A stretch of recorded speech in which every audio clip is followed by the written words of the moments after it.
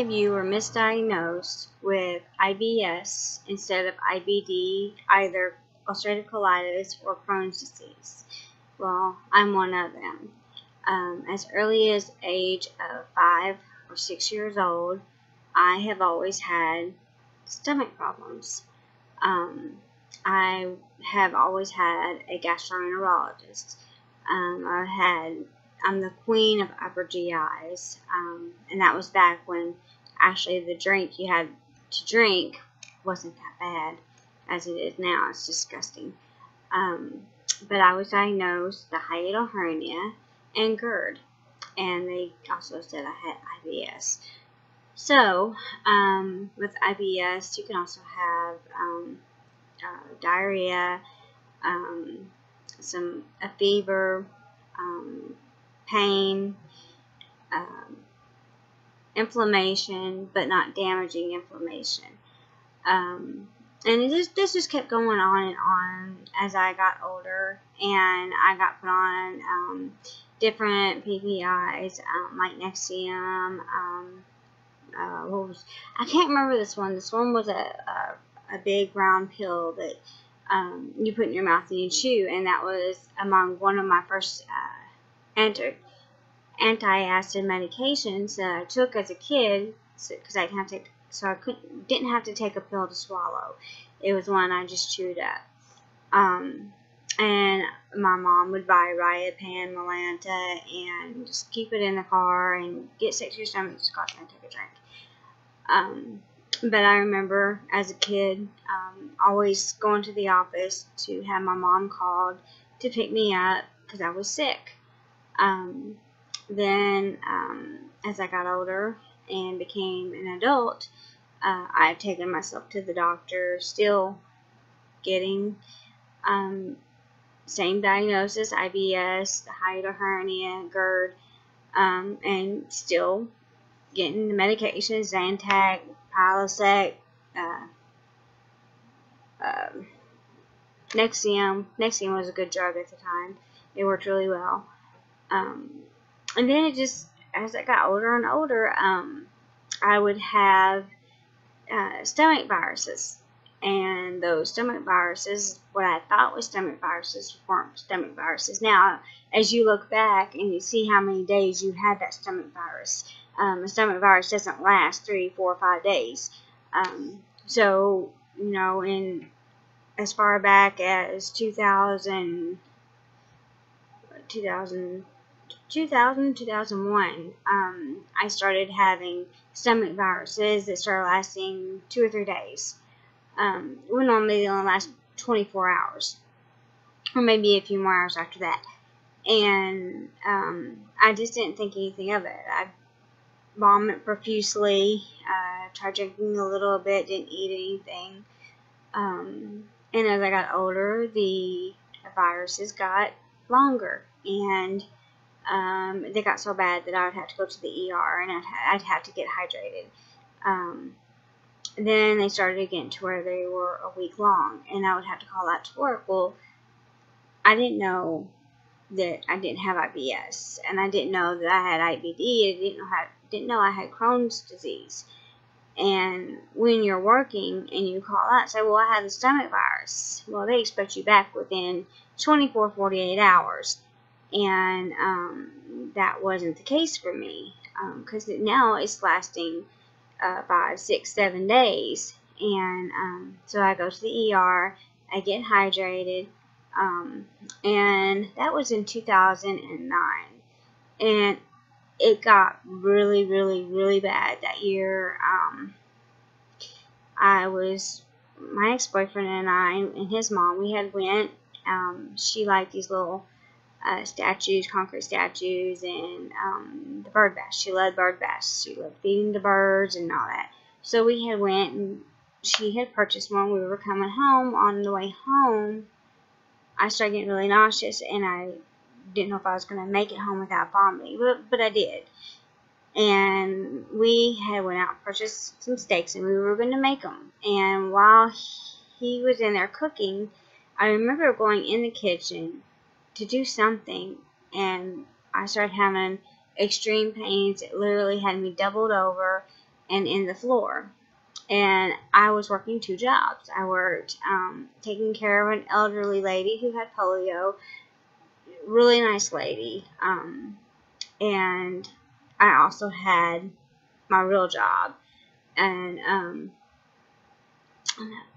I was on vacation during this time, and I was supposed to be going back the next day, and the person that was over, the little lady that I took care of, called me and asked me to come in early, and I said, okay, yeah, that's fine, whatever. But I was starting to feel sick, but I figured I'd just, like everything else, I just, I'll take some medicine and I'll go away. So that wasn't the case. By the time my boyfriend then had made dinner and had brought it up to me in the bed, I was already wrapped up in a fleece blanket underneath the sheet and comforter of the bed, and was freezing. I was freezing so bad, I was shivering, I was shaking. And then as the night progressed, it just got worse. I threw up blood, and then just the inside of your bowel, where it just keeps pulling out and you get nothing but, like the white. And I know you guys know what I'm talking about because we've all done it. And I had lost so much blood. I had puked so much and had lost so much through my backside. By the time my then boyfriend's mom hollered at me because she heard me in the bathroom and I was literally crawling out, she asked me if I wanted a ambulance, and I said no. So she had my then boyfriend come pick me up and take me to the hospital, and I was admitted right away. And I had to be given everything that I had lost. I had no potassium, no magnesium. I had nothing left. And I was still had diarrhea. I don't know where it was coming from, but I still had it. After 4 days, I was released. Then I was sent to a GI. GI gave me some medication, scheduled a colonoscopy, and then I ended up going back. I ended up with a fistula and went back to the GI, and I was sent to a surgeon.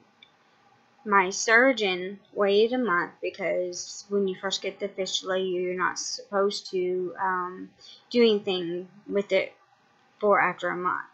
And he did the first test on me, and I don't remember the name of that test. The testing went out to California, and it took a week to get the results back.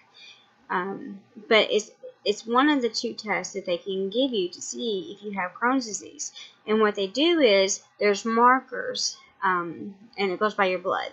There's markers of antibodies, and if you have any of these markers, and I mean you have to have pretty much all of them to say yes, you have Crohn's disease. And not only that, there's testing. You can have an EGD, you can have colonoscopy, and all of that.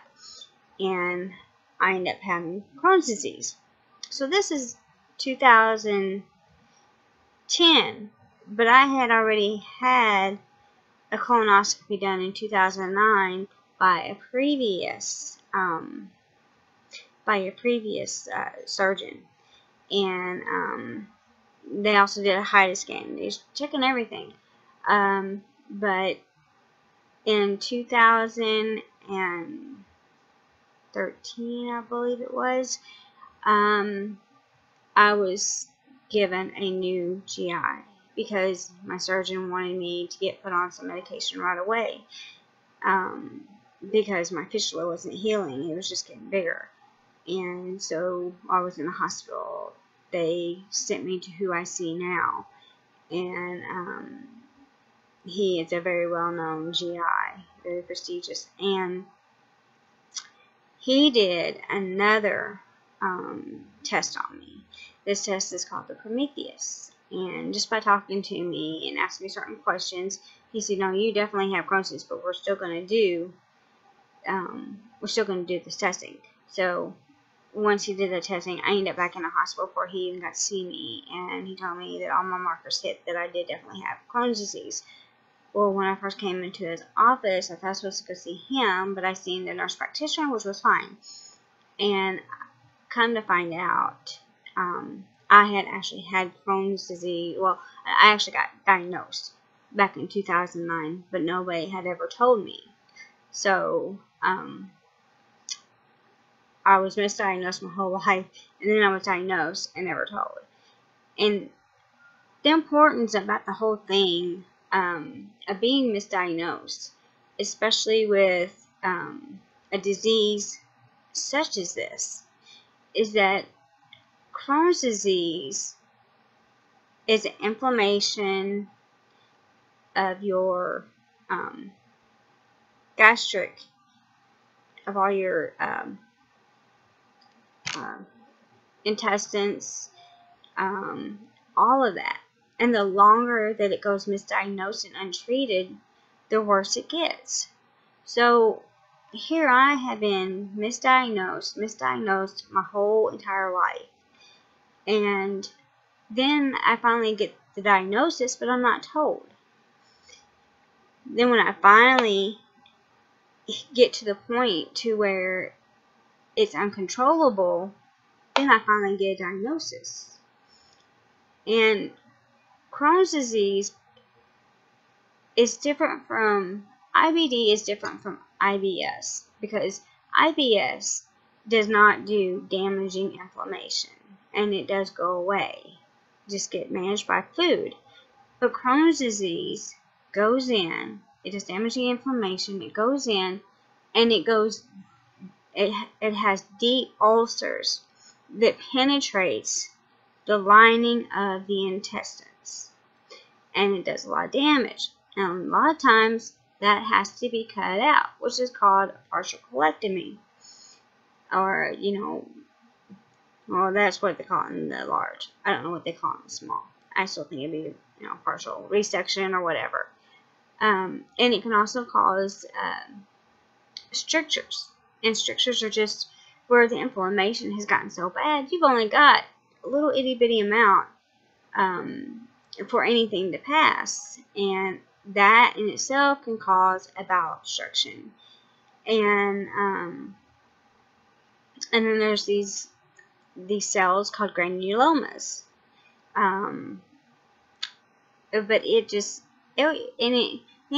not only can a fistula affect, it can go from bowel to bowel, bowel to vagina, bowel to urinary, bowel to bladder. It can go from any organ to organ. When I finally had my total proctocolectomy, I had already had another fistula, and it was from my small bowel to the large bowel. I had an end ileostomy at this time, but I was seeing things that told me that I had a fistula from small to large bowel. And so after that, I was told that yes, I did have one, and the large bowel was a whole lot worse off than what we had originally thought it was. But I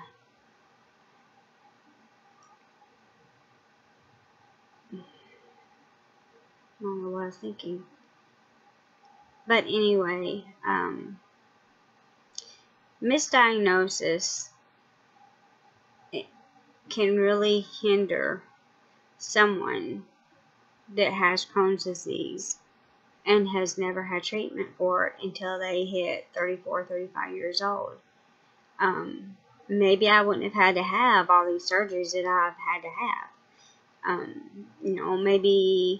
Maybe I wouldn't have had the fistula, and maybe I wouldn't have had to have the ileostomy. There's a lot of what ifs, and maybe I wouldn't, and But all I can say now is that, you know, now I'm being treated right. And, you know, and now I'm getting what I needed. But, you know, back in the 80s when I was a kid, I mean, not very many people heard of Crohn's disease or all that other stuff. And they surely didn't look at it and look into a child's history or check them for it. And so, I mean, I'm not mad at anybody for not finding it. I'm not going to go sue somebody because, you know, hey, you should have found this and you didn't, or you should have tested me for this but you didn't. And that's not how life works. And, you know, it just wasn't severe at the time. It was, you know, it was just kind of there, and every once in a while it would poke at me and say, hey, I'm going to aggravate you for a little while. And, you know, I used to always get mouth sores, and my mom always blamed it on tomatoes or, you know, a Coke or, you know, something like that. Never thought anything about it. So, misdiagnoses, they still happen. And, that's part of the reason why you need to make sure you have a good GI. And, you know, look this stuff up and bring it to the attention of your doctor. When I was having other problems, I noticed something on my blood work. So sorry. I noticed something on my blood work that could trigger pancreatitis. So my GI just went ahead and sent for the blood work to be drawn at one of the hospitals that I go to have my blood work done. And just to cover the bases, making sure that I didn't have pancreatitis. And so, you know, the doctors will listen to you if you think you might have something else. Because with all these GI issues, you never know, you know, what else is going on with you. So, do I think I had Crohn's disease since I was a little girl? Yeah, I do. I believe it. And just because I just got the diagnosis, doesn't mean I didn't have it. Doesn't mean that I didn't suffer any. It doesn't mean that I was never sick as a kid. It doesn't mean I didn't miss school. It doesn't mean I didn't go through testing. Doesn't mean I didn't get misdiagnosed. What it does mean is I did not get the appropriate care that I needed for the Crohn's disease.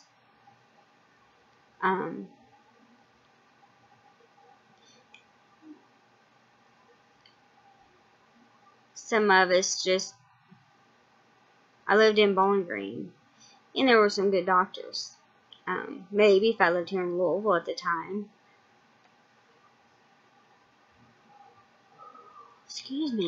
maybe if I would have lived here in Louisville at the time, maybe I would have gotten the appropriate diagnosis. But, I mean, I don't know. It still might have been up in the air because that was still in the 80s. That was early 80s. You know, we're not 80, 81.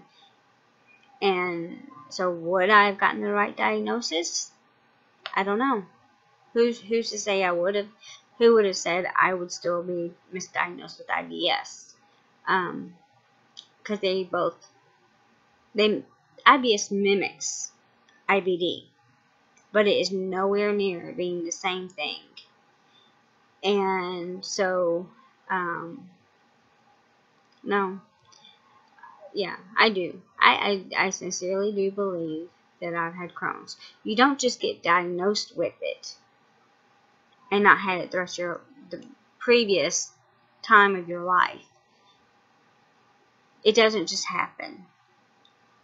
Most people with Crohn's has either been diagnosed with it earlier on in their life, or they've been misdiagnosed. And I have been misdiagnosed. So it's not something that I just, over the last few years, have been dealing with. So just because I've been misdiagnosed and finally got my right diagnosis doesn't mean that I haven't been dealing with it. And people take a lot of that and think that because, say you, for instance, finally got your diagnosis, and you're suddenly having to have all these surgeries. But, oh, you just got it. You're just now dealing with it. You have no clue what it's like to be sick all your life. Yes, you do. You've already been sick. Now it's just really knocking your head around. So, with that, if anybody else has any comments or whatever they would like to leave, I always welcome. How many others have been misdiagnosed? Because I'm sure there's plenty more. Please share. And please remember to subscribe. You guys have a good day.